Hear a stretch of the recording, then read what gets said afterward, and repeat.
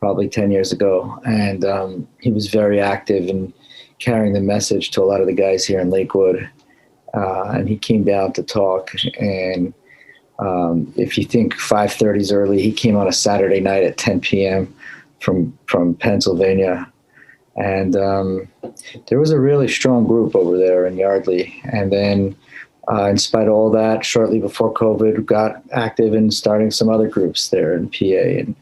And I've heard today's speaker talk many times, and I had a conflict today. A good friend of mine is celebrating at a face-to-face meeting. I went back and forth. I said, when Michael's talking, I'm going to be there. So I hope you guys enjoy this as much as I do. And without any further ado, I'm going to pass it over to you, Michael. That's really nice of you. Thank you, Shim. In fact, Shim has heard me enough that he's going to tell my story today. So go ahead, Shim. I'll let you guys know what he skips. Hey, everyone. Good morning again. My name is Michael, and I'm a sexaholic. And I'm very grateful to be here, and I thank you for asking me to speak. I don't get enough chance to go to speaker meeting. I mean, to go to face-to-face meetings. That's my very favorite. I like face-to-face, but Zoom is a very decent alternative while we're waiting for all this to go away. So it's great to see you all. I do love the Lakewood meeting. I've always said that, and I don't think getting up this early is that big of a deal, especially now that I'm retired and 62. It does not matter to me that much to get up early. I remember back when the Lakewood guys would visit Yardley, and I was always impressed with that distance. But then there was a group also from New York who heard about us through Lakewood, Rockville, Rockaway, Rockland, something like that. But anyway, there was what this one guy did was he would take an hour and a half bus over to Brooklyn, and then he would catch a ride with the Brooklyn team down to Yardley. And I was always so very impressed that somebody would go that far out of their way. So I always remember him. I don't know if he's still around, but I remember moments like that when I think, I'm not in the mood, like, oh, that's a little too hard for me, or I don't have time for that, and I think about these guys. When I first moved to Philadelphia, there were meetings, but they were about an hour from me. And I was sober then. This is my second time around. So I was sober in 1995 when I moved to, or 94 when I moved to Philadelphia. I was 3 years sober, and I thought an hour was too far to drive. So what I did was I got with my sponsor, and he and I started a meeting at Yardley. And so I'm always grateful for that memory of those quiet, peaceful Bucks County meetings before Philadelphia burst forward. And I was just so happy to see it grow that well. But it was sure a far climb from 1994 when there was just two of us in a house basement in Yardley. And now there's I think there's 40 meetings in the Philadelphia intergroup. And so it's wonderful. The big book talks about that, right? It talks about how you'll see a host of people building, and that's really a wonderful, wonderful sight. My sponsor just hit 30 years this past year, and he was on a Zoom call that we arranged to help celebrate him. So he lives now in St. Louis, but he was in New Mexico for some work there. Anyway, so he was on the call, and I realized in the middle of the call, I'm looking over, just similar to this, where you're seeing a whole bunch of different people all in little boxes all over the screen. And I said to him, oh my goodness, during my share in the meeting, I said, his name's Stu, and I said, Stu, look at this. I said, what you're seeing is sponsees of sponsees of sponsees. And it really is overwhelming to see the fellowship grow. So it is growing more and more. And I beg you, if you qualify for this fellowship, to please keep sticking around and keep working, because it's a thrill. just like the big book says, it's a thrill to see it grow and get more and more attendance, more and more service opportunities, and it's wonderful. It really is. Okay, so I qualify for being here in the meeting. I was born and raised into a family where my two parents were active alcoholics the whole time growing up. So I always felt very distant from them. Always felt, just like the literature says, I felt inadequate. I felt unworthy, alone, afraid. My insides never matched what I saw on the outsides of others. And I came to feel disconnected. And I tuned out with fantasy and masturbation, and I tuned in with porn. I fantasized. I pursued the objects of my fantasy. I wanted to be lusted after, and I lusted. And so by the time I was in high school, I was a daily porn user, and probably at least half the day thinking about girls. And it built, in college, the same thing. But now in college, I discovered beer and pot. And so the combination of beer and pot and date was heaven for me at that time. So, but I didn't drink for as long as I lusted. So I started lusting at 8, and I lusted all the way till I was 32. So that's 24 years. But I only drank for 5 years before I joined AA. So my drinking really rocketed down. It was really amazing how fast it got bad. And I really should have had the ambulance called a couple times. I grew up in Pittsburgh. And I'm so grateful that I didn't die, because now I'm able to experience all this. But that was a very, very intense 5 years of drinking. And then I joined AA, but I was only sober a year and a half before I relapsed. So I drank for 2 days in 1983. And I'm grateful that is the most recent drink I had was in 1983. So I've got coming up on 38 years this summer. But still lusting, right? Still acting out, still fantasizing, still looking at porn. So in 1992, my career looked really good. I just retired, in fact, last year. So in 1991, I was 32 years old. And on the outside, you would think that things would be pretty good. I was 8.5 years sober in AA in the summer of 91. And my career was doing awesome. I was well known in my particular field, and it was building, and I was getting reputations, getting promotions and raises, and I was really, everything was going great, but I wanted to die. So internally, I hated myself. I hated everybody around me. And I'll give you the microcosm of the entire last few years of my acting out was I was on the beach in 1991 with my wife, and she said, "Where are you?" And I think I was just so far gone in this world, and I would on a day of work, because I had 2 jobs then. So on a day of work, I would have gone to sleep the night before saying, "I can't stand this. I want to die. I want to stop this. I will never act out again. I will never think about lust again. Never act out again. Never look at porn again." That's what I would say as my head hit the pillow, right? I'd say, "Oh my goodness, I can't believe I thought about this an entire day. Tomorrow's going to be different." That was the key. Every single night, I would lay down, "Oh my goodness, something's really wrong with me. I'm so screwed up. I've got to stop this. Tomorrow will be different." And I would wake up the very next morning, and it would start over again. I would be fantasizing about women on television with the remote control, flipping, while my coffee was getting ready, in the shower, acting out. We had a walk-in closet, so I knew where I had stashed my magazines, right? This was before the internet, so I was able to, stash the magazines. In the car, I had my briefcase, open up the briefcase, and I would have magazines. And I'd be driving, I would look around every single car. I knew which women were in which cars. I always had the radar out. And so I had a moment of clarity. I don't think that's an official like 12-step term or something. Probably a psychological term, but I had a moment of clarity in the kitchen of the home we were living in. My wife and I had been having very, very loud arguments.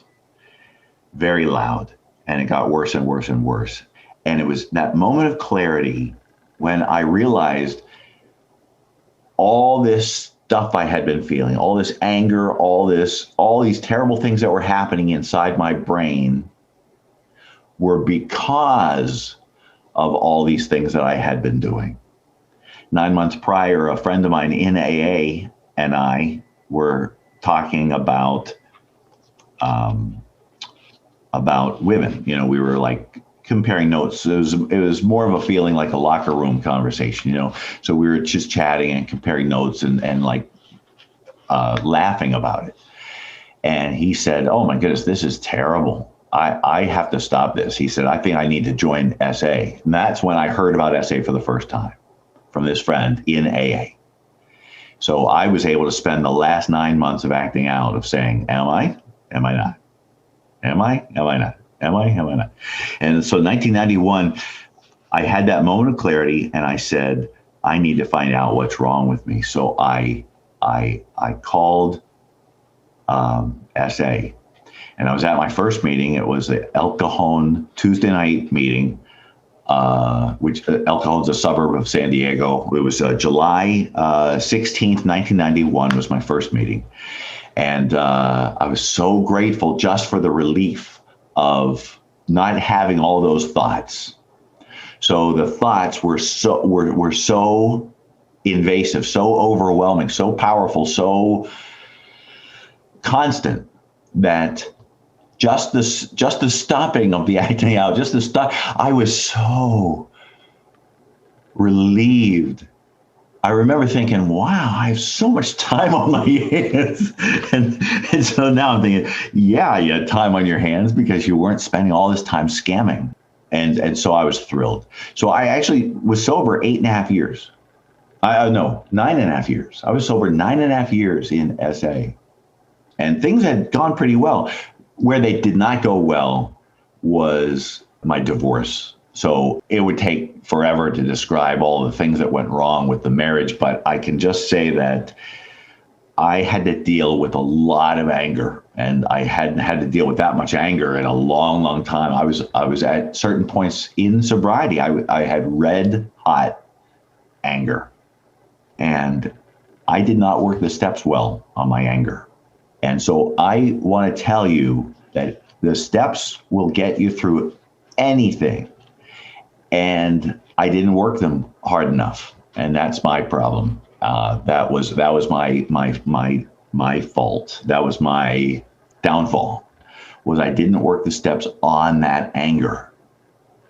I knew I was angry, but I didn't realize I really needed to work the steps on it a lot. And so by then the internet had come around, and so I saw an image, and it was like, oh my goodness, you mean that's free and that's in this room and I don't have to go out and buy a magazine and it's right here. And it was electric. And I acted out twice in 2000 and then 2001. So August 29th, 2001 is my sobriety date. And I was at a meeting, and I remember feeling so embarrassed because, you know, I was around at the beginning of the Philadelphia intergroup, you know, so there's all these people there at this meeting, and I'm telling them that I lost my sobriety. There was, I don't share about this much, so I do want to point this out, that there is usually a rash of acting out once somebody with long-term sobriety acts out. And I think it's a sense of, oh, well, if he can't make it, none of us can. So when Shim said, I think you'll be fine, I never want to get complacent. I never want to get overconfident, ever, ever, ever. So today, this very day, this Friday, I don't want to ever act like I am cured, ever. I do believe that I'm recovered, but not cured. So in other words, I have a daily reprieve contingent upon my spiritual condition, just like the book says, but I'm not cured. It just means I'm at a meeting right now, and I prayed this morning, and I am working all 12 steps in all my affairs. And I don't want to ever act out again. But all I have is today, just this day, this Friday. And I want to stay sober today. And I believe I will be sober today. And I think if I do the same thing again tomorrow, there's a very good chance that I will be sober tomorrow. But I don't want to get overconfident. So I want to tell you what it's like now, because that's a lot of years, right? So it's no way I can tell you everything. But I have to share about what it's like here in Texas, because I'm retired, right? I retired last year, so it's been a year. And I was in the seminary. I was going to be a deacon in my church. And a year ago today, it was a completely different lifestyle. So there are many, many changes in that 1 year. And they say don't have too many changes, in a short period of time. So I'm trying hard to just ride the wave. And I check in all the time with my friends in the fellowship, always praying, still going to church a lot, But I realized that the diaconate was not for me. I was not meant to be a deacon. I was meant to serve in 12-step. Forgive me, I have to show you this. I don't know if you know what this is. It's called a last, L-A-S-T. The phrase in the big book where it talks, or in the 12 and 12, where it says, Shoemaker, stick to thy last. So this quote came to mind when I was going through all that issue last year with the diaconate. And I said, Shoemaker, stick to thy last. So God gave me a gift that is more precious than most people would understand. You guys would. I do. People out there in the world, they don't get it. This is really, really challenging every single day to stay sober. And yet, here we are in a meeting, enjoying some nice coffee, and all the guys out there acting out, who we don't know yet, are hurting bad. And I said, wait a minute. Now, I could spend the rest of my life serving through the church. I mean, there's a lot of people, poor people, hungry people. There's a lot of people in the world who need help, right? They need spiritual help from people. But he gave me sobriety. So it's almost like he gave me a key to this world of sobriety, this fourth dimension of existence that the book talks about. And I thought a lot about that. It was a very hard decision, but I went and bought this to always remind myself. It's on my bookshelf to remind me, Shoemaker, stick to thy last. So I'm here, and I'm going to stay in service, official service. So I'm doing a lot of international stuff. I was a trustee for a while, and I'm doing a lot of work still with the literature and with public information. But this is amazing. This is really fascinating to me now, objectively, is that I've been involved with the Public Information Committee for a long time, right? I've always loved the idea of letting the public know about us, because people need to know that we're here, right? Like, people could die from this. And if they don't know that we're here, then they might die. I mean, I wanted to die in 1991. I'm glad I didn't. So I joined public information to help get the word out, right? Well, my wife and I, and it would take too long to tell you why we moved to Tyler, Texas. It's a tiny town in the middle of East Texas. I never even heard of it a year ago. And here I am living here. And I was up in Philadelphia researching all these different cities to live. And I said, oh yeah, let me just check in with the guys from Tyler, Texas, find out how many meetings they have. None. I said, wait a minute. I'm about to move to a town with no meetings. So this is a city. It's very small compared to Philly, of course. It's like 100,000 people, right? And they have during the weekday like 300,000 working here, living all over East Texas, and they all come here to Tyler to work. And I came here knowing that there are no meetings. So then I thought, wait a minute, I'm on the Public Information Committee. It's like, this is what I've been trained for. It's like, this is go time, you know? So we moved here and I said, I've got to start a meeting, right? I need other sexaholics. I cannot do Zoom for the rest of my life. It's very nice, but it's pale in comparison, just in my book. I hate the whole world of stay away from me. So I'm all about like, let's just move forward. So I got a website. Within my first week here, I went and got a website, tylersa.org. So check it out, tylersa.org. So it's brand new. It's still in construction. And then I got a phone number. So I got a Google voicemail, recorded something. And then I figured I needed a meeting location. I figured, well, since I'm Catholic, and I know we're not associated with the Catholic Church, but I thought, let me just call a Catholic church and ask for a meeting room. I was going to ask anybody. So I asked the largest Baptist church. I asked the largest Catholic church. I contacted rabbis down here, therapists, and so the priest at the cathedral, he gave me a room. So we have a room, right? And my very first meeting in the room, I had another member there. And it's because Dallas is 2 hours away. And I told all the guys in Dallas that I was starting this meeting. And they had a guy who's from Jersey. His name's Rob. So I had been praying. This is a true story. I had been praying for my Dr. Bob, right? You know that expression, find your Dr. Bob. We have a brochure on it.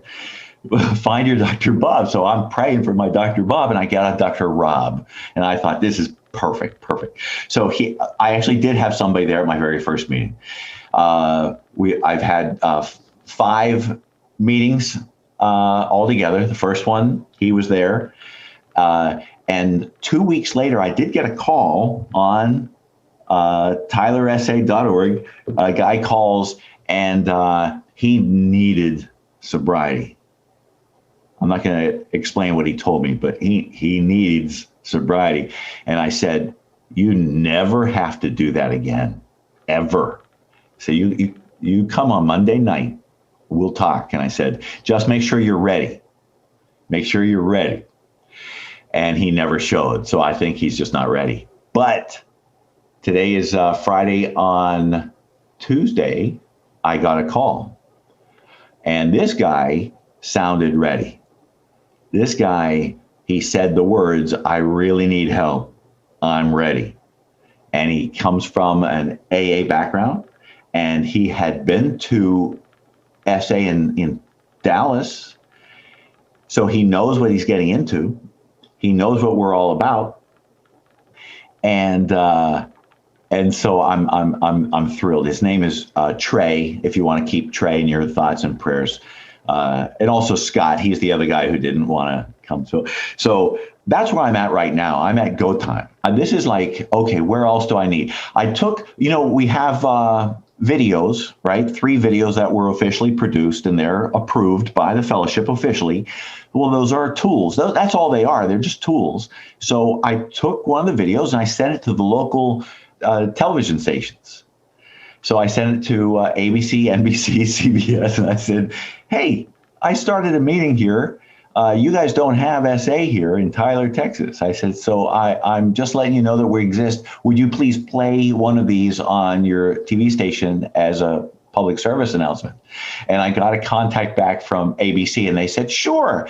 They said, can you give us the high-res copy, the high-definition copy? And I said, absolutely. So I got that for them. And so that was played on Tyler television. So that's pretty cool. And then I joined AA here, And what I do in AA is something I did in Yardley way back when my sponsor said, "Hey, we need other meetings. We need other participants. Why don't you mention it in your AA meeting?" So I went to the local AA meeting, and they were reading pages 68 and 69, which is all about lust, resentment, and fear. And I said, "Thank you. This is perfect. Thank you very much." So when it was my turn to read, I said, "You know what? These three almost killed me. Lust, resentment, and fear." I said, "I almost died because I was looking at porn for years." And I said, and the steps work on that. I didn't have to mention SA, but I said the 12 steps work on that. And afterwards, two guys came up to me. Many of you may know Dave S. and Alan W. They were at that meeting. And I said, "Oh my goodness." Like now, years later, I see it clearly that it was God's arranging, like he's with the breadcrumbs. Here you go. Here you go. Here you go. Here you go. You just keep following. And I love that. So that's what I do in AA meetings now is I'm just tossing out little gems, like yesterday I said, "I am a pig and a pervert and a jerk." And I said, "And I belong here today as much as I did 40 years ago." And I keep thinking somebody's going to come up to me afterwards. Somebody's going to come up. I know they are because they're everywhere. And I found out when I moved here that Tyler, Texas is a hub for trafficking. It just breaks your heart when you hear that. And all of us here in this room know that the answer is him. All of us know that, but they don't. So they're out, all those people are out there hurting. They don't know that the answer is him. At least they don't act upon it. I mean, they all know, but they don't know. So, and just yesterday, I had written to the University of Texas in Tyler at their psychology department. I sent an email to the dean and all of their professors, and I said, "Hey, you've never had SA here in this town, but AA is 74 years old." I said, "So it's time that you get to know who we are." I said, "We have a meeting, and I just moved here, and I would be glad to talk with you and your students. I want to make sure I get the word out." And this one professor said, "Sure. We'll set up a time for you to come in and talk to the class, but let's meet online first." So I had a meeting yesterday right here, and the professor of psychology there at the University of Texas said, "I love it. It's great. 12 steps all the way. We'll have you here next month." So we have a date. I'm going to actually be speaking to the class next month. And I love that because people really need to know about us. And what's nice about being retired for me is that while I was working, I never wanted people to know what I did for a living. And the reason is because if somebody knows my whole story, they're fine with it. But you know how that can be misconstrued. And if somebody hears he is a member of Sexaholics Anonymous, that's disgusting. It would really harm the reputation of the company I was working for. And so I was very, very careful. I never wanted anyone to know who I was or what I did for a living. And so now I'm retired. It's kind of like pressure's off. It's a nice feeling right now. It's a feeling of, I'm just telling people what I used to do for a living, 1,400 miles away. So I don't even care right now. It's not like I'm doing it because of anything. I'm not trying to open doors because of the information. I'm just saying pressure's off. So that's the nice thing is I'm actually spending a lot of time doing service work for the fellowship now, a lot of time, which is really, really awesome. The trustees asked me to do some stuff, and a couple of the trustees are liaisons to KIPT. I don't know if you guys know what KIPT is, but they're a group of people who own some of our literature. And so they've asked me through these liaison guys, they said, can Michael also do some design work for us? So I've been doing design work for more brochures that are coming up. doing a revamp of like the SA brochure and the Am I Too Young brochure. And just yesterday, a guy asked me, he's in charge of the trustees. He asked me if I would record some of the literature, some of the voices. And I thought, this is perfect. Perfect. I love it. So I'm getting it. It's like job security. All of us here in this room have job security because the world is very, very broken. They need this answer. God gave us this answer. So I'm going to stick to that. I'm going to stick to my last. I'm going to work really hard on staying sober today. And one of the joys is service. And life is pretty amazing right now. Pretty amazing. I'm very, very grateful that he's taken me from that schlub sitting on a beach in San Diego wanting to die to somebody so filled with joy. And that's a distance that it's impossible for Michael to do that. Impossible. But now, through his help, I'm sober. And for that, I am extremely grateful. And